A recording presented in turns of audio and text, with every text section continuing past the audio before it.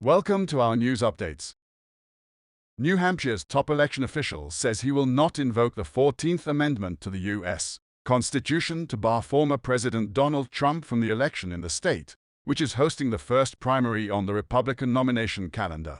New Hampshire Secretary of State Dave Scanlon also announced Wednesday that the filing period for the 2024 presidential primary will begin October 11, meaning the election date will almost certainly trigger a clash with the Democratic National Committee, DNC. Before we continue, please support us by clicking on the subscription button and turn on the notification bell for more updates. At the news conference at the State House in Concord, called in part to address legal efforts by some Republicans in New Hampshire to block the former president from placing his name on the 2024 ballot, Scanlon said that as long as Trump is present if you submit your declaration of candidacy and sign it under penalty of perjury, you will pay the $1,000 filing fee.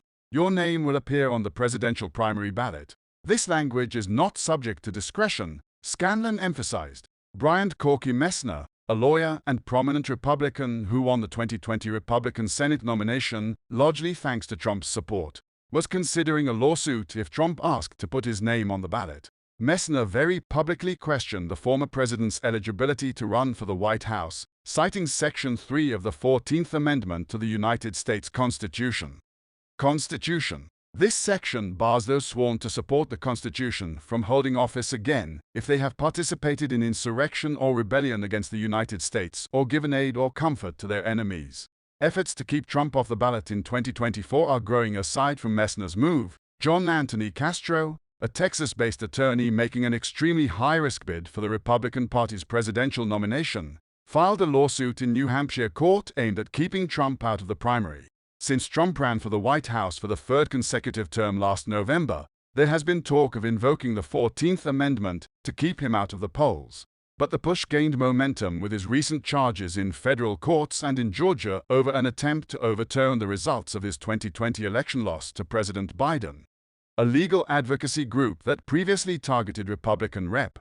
Marjorie Taylor Greene of Georgia and then Rep. Madison Cawthorn of North Carolina sent letters to election officials in 9 states this summer on voting rights grounds, urging them to keep Trump off the ballot, and some prominent lawyers have made the argument. But Scanlon stressed Wednesday that New Hampshire state law makes no mention of disqualifying a candidate in a presidential primary in New Hampshire under the 14th Amendment to the United States Constitution, which relates to insurrection or rebellion. The 14th Amendment does not contain any indication that the implementation of the provisions of this amendment should be carried out within the framework of the delegate selection process carried out by the various states, he added. There is nothing in our state law that gives the Secretary of State discretion to consider qualification questions once a candidate swears under penalty of perjury that he or she meets the qualifications to be president. Scanlon, a former Republican state representative, also sought legal advice from the New Hampshire Attorney General's office, and a concurring statement from Attorney General John Formella noted that state law does not provide the Secretary of State with discretion to withhold a candidate's name from the ballot, on the grounds that the candidate may be disqualified under Section 3 if a candidate for not doing so has been condemned, or else. Most foreign ministers have spoken out against the idea of choosing a presidential candidate themselves. Minnesota Secretary of State Scott Simon, a Democrat, said in a statement last week that your office cannot take such action. The problem will likely only be resolved by the United States Supreme Court that never ruled on the Section 3 clause of the 14th Amendment. I think a decision on this matter requires a decision by the Supreme Court of the United States to do something other than what we have planned here, Scanlon emphasized. Chris Ager, chairman of the New Hampshire Republican Party, who attended the press conference, told Fox News, "I'm very happy with the decision. The way the secretary laid out the process and decision-making made a lot of sense to me. And now we can end the 14th Amendment in New Hampshire and start campaigning again. I think it's the right thing to do," Ager added. There is clarity about what is going to happen in New Hampshire. Scanlon also announced at his press conference that the filing deadline for presidential candidates to place their names on the New Hampshire ballot will be extended from October 11 to October 27. That's about 3 weeks earlier than 4 years ago in the 2020 cycle, when New Hampshire's primary election was held on February 1.11.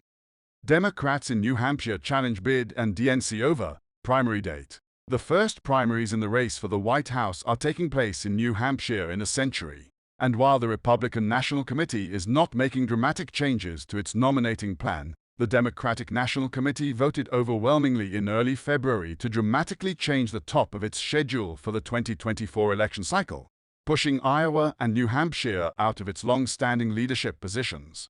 But months later, there is no agreement with New Hampshire or Iowa, and the party appears far from implementing its revised primary calendar. The Democratic National Committee's push to change its primary calendar to better reflect Black and Hispanic voters in early primaries has faced stiff opposition in New Hampshire. Democrats have criticized Iowa and New Hampshire for years for not being representative of the party as a whole because they are predominantly white and have few large urban areas.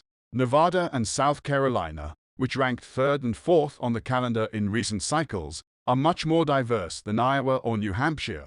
Nevada and South Carolina were added to the Democratic calendar nearly 2 decades ago to increase the diversity of the state's early electorate. The Democratic National Committee overwhelmingly approved a timeline proposed by President Biden to put South Carolina in the leadership position, with a February 3, 2024 primary. The New Hampshire and Nevada primaries are scheduled to take place 3 days later, followed by Georgia on February 13 and Michigan 2 weeks later.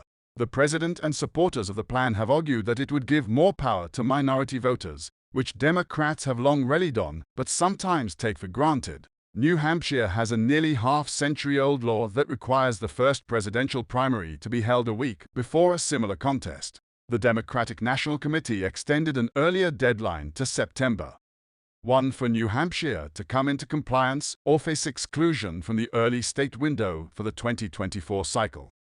To comply, New Hampshire must repeal its state law protecting its first-in-the-nation primary status and expand access to early voting.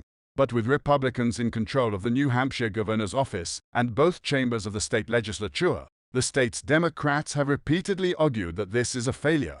"I just assumed that we're not going to deliver with the Democratic National Committee," Scanlon told Fox News. And Scanlon pointed to a meeting of the Democratic National Committee's Rules and Bylaws Committee on Thursday that could suggest New Hampshire was out of compliance, emphasizing, "We'll see what comes of it. But that won't affect what we do in New Hampshire at all. If New Hampshire is found to be out of compliance, the state could lose half of its delegates to the Democratic Presidential Nominating Convention due to sanctions from the National Democratic Committee lose next summer," the party agreed last year. There are many Democrats in Iowa and New Hampshire who see the change in leadership roles as a bitter setback for Biden, who finished a disappointing 4th in the 2020 Iowa caucuses and 5th in the New Hampshire caucuses, before falling goal came 2nd place in Nevada, and a landslide victory in South Carolina propelled him to the nomination and ultimately the White House. Scanlon did not set the date of the primary, only the filing deadline. But the filing deadline dates match those of a primary that could take place on January 23, 8 days after the GOP presidential caucus in Iowa. Thanks for watching. Let us know your thoughts in the comments section.